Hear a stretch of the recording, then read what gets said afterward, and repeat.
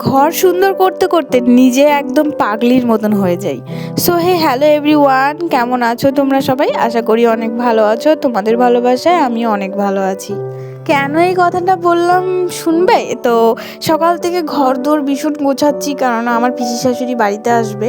তো সেই কারণে সব ঘরগুলো ভালো করে গুছাচ্ছি, তারপরে যেটা যেখানে গোছানোর মতন সব গুছিয়ে নিচ্ছি। প্রথমে তো খাটগুলো দিয়েই শুরু করেছি। তো প্রথমে রান্নাঘর দিয়েই শুরু করেছি, মানে রান্নাঘরে এসেছি, রান্নাঘর দিয়ে শুরু করেছি। তারপরে এই যে রান্নাঘরের মায়েদের, মানে মা আর বাবার যে জামা কাপড়গুলো ছিল এখানটায় রাখা হয় আর কি। তো এইগুলো ভালো করে গুছিয়ে নিচ্ছি। খাটটা তো গুছিয়ে নিলামই। তো বাড়িতে কেউ আসলে তখন আমার মাথা ঠিক থাকে না, তখন আমার মাথা পাগল হয়ে যায়, কতক্ষণে ঘর গোছাবো, কতক্ষণে ঘর দৌড় ফিটফাট করে রেখে দেবো। তো ওই ঘর দৌড় গোছাতে গোছাতে নিজের খেয়ালই রাখতে পারি না। আর এত পরিমাণে নিজে অগোছালো হয়ে যায় বলে বোঝাতে পারবো না, কিন্তু ঘরটাকে ফিটফাট করে রাখি, ঘরটা সুন্দর হয়ে যায়। তো সবগুলো তো মোটামুটি আমার কম বেশি গোছানো থাকে, কিন্তু আজকে আমি আরও ভালোভাবে গোছিয়ানো, তারপরে ক্লিন করা, ওগুলো সব কিছুই করার চেষ্টা করছি। তো দেখো, কথা বলতে বলতে কিন্তু মার ঘরের এই আলনাটাও গোছানো হয়ে গেছে। আর এটা রান্নাঘর, তো এখানে মাই থাকে আর কি। তো তারপরে এই যে রান্নাঘরে সব কিছু ছড়িয়ে ছিটিয়ে রয়েছে, এগুলো এখন গোছাতে হবে। আর এই জায়গাটা না, মানে অ্যাকচুয়ালি রান্নাঘরটা যতক্ষণ গুছিয়ে না রাখবো ততক্ষণ আমার ভালো লাগে না। মেন কথা, পুরো বাড়িটাই যতক্ষণ গুছিয়ে গাছিয়ে না রাখবো ততক্ষণ ভালো লাগে না।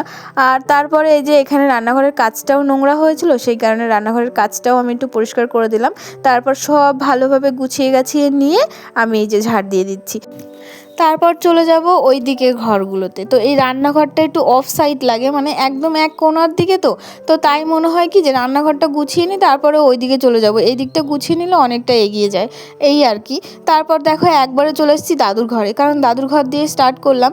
আর দাদুর ঘরের বিছনা টিছনাও সব এলোমেলো হয়ে রয়েছে। আজকে আর নিজের ঘর থেকে স্টার্ট করিনি, ঘর থেকে বেরিয়ে একদম দাদুর ঘর থেকে স্টার্ট করেছি। আর মানে রান্নাঘর থেকে স্টার্ট করে দাদুর ঘরে এসেছি আর কি। তো প্রথমত দাদুর ঘরের মশারিটা ঠিক করে নিলাম। এরপর এই যে বেড কাভার চেঞ্জ করে নিচ্ছি। চেঞ্জ তো করবো না, বেড কাভারটা ভালো করে ঝেড়ে পেতে নেব, কারণ বেড কাভারটা কয়দিন আগেই কাচা, আর 2-3 দিন হয়েছে পেতেছে। তো সেই কারণে এটা চেঞ্জ করবো না, এটা উল্টিয়ে পেতে দিলাম। তাই আর কি, এই যে ভালো করে এখন সাইজ করে দিচ্ছি। আর পিসি আসবে, যেহেতু ঘর দোর না গোছালে হবে। আমি তো সবসময় ঘর দোর গুছিয়ে রাখি, কিন্তু আমাকে যেন এসে পুরো পারফেক্টলি বলে, সেই হিসাবে আমি ঘর দোর গুছিয়ে রাখছি, মানে আমাকে এসে খারাপ বলতে না পারে। আর আমার এমনিতেও বাড়িতে কেউ কখন কে চলে আসবে সেই ভাবনা চিন্তা নিয়ে আমি সবসময় ঘরদোর গুছিয়ে রাখার চেষ্টা করি, যেন কেউ এসে আমাকে খারাপ বলতে না পারে। আমি সবসময়ই চেষ্টা করি। তো যাই হোক, আজকেও তাই, এই যে পিসিরা আসছে, খারাপ যেন না বলতে পারে, সেই কারণে ঘরদোর গোছাতে তো শুরু করে দিয়েছি। আর এই ঘরদোর গোছাতে গোছাতে নিজের অবস্থা খারাপ হয়ে যায়। তারপর চলে এসেছি আমার ঘরে। এই যে আমার ঘরে ঘুমিয়েছিলাম, আর এই ইদানিং কদিন ধরে একটু ঠান্ডা পড়ছে বলে কাঁথা গায়ে দিচ্ছি, মানে ভোরবেলা করে ঠান্ডা পড়ছে। আর ফ্যানের ফুল স্পিড দিয়ে দিলে বেশি ঠান্ডা লাগছে আর কি, তাই আর কি কাঁথাটা নিতে হচ্ছে। আর ওই কদিন তো এত গরম ছিল, মানে আমার হাজব্যান্ড যখন বাড়ি ছিল তখন তো এত গরম ছিল, বেচারি খুব কষ্ট পেয়েছে। আর এখন একটু ঠান্ডা ঠান্ডা ওয়েদার হয়ে যায় ভোরবেলার দিকে, দেখি এখন কি অবস্থা হয়। আর এই যে এখন ভালো করে বিছনাটা ঝেড়ে নিলাম। তো এরপর বালিশগুলো সাইজ করে রেখে দিচ্ছি, তারপর কাঁথাটাও ভাঁজ করে বালিশের উপরেই রেখে দেবো। তো এইভাবে আমার দিনগুলো কেটে যায়। আর আজকে শরীরটা আমার ভালো না, শরীরটা খারাপ, খুব পরিমাণে পেটে যন্ত্রণা করছিল। সেই হালকা হালকা করে একবার বসছি, একবার কাজ করছি, এইভাবে আস্তে আস্তে কাজগুলো কমপ্লিট করে ফেলছিলাম। তারপর চলে এসেছি ঘর ঝাড় দিতে। আর আজকে ভাবছি খাটের তলাটা পুরোপুরি ঝাড় দিয়ে নেব, ঝোঁকে ঝোঁকে আমার ঘরটা গুছানোও সুন্দর হয়ে যাবে, মানে ঘর দূর গুছানোও হয়ে যাবে। আর খাটের তলাটা না অনেক দিন ধরে ঝাড় দিই না, সেই কারণে আজকে ভেবেছি খাটের তলাটা যা যা আছে সব ঝাড় দিয়ে বের করে নেবো, তারপরে গুছিয়ে নেবো।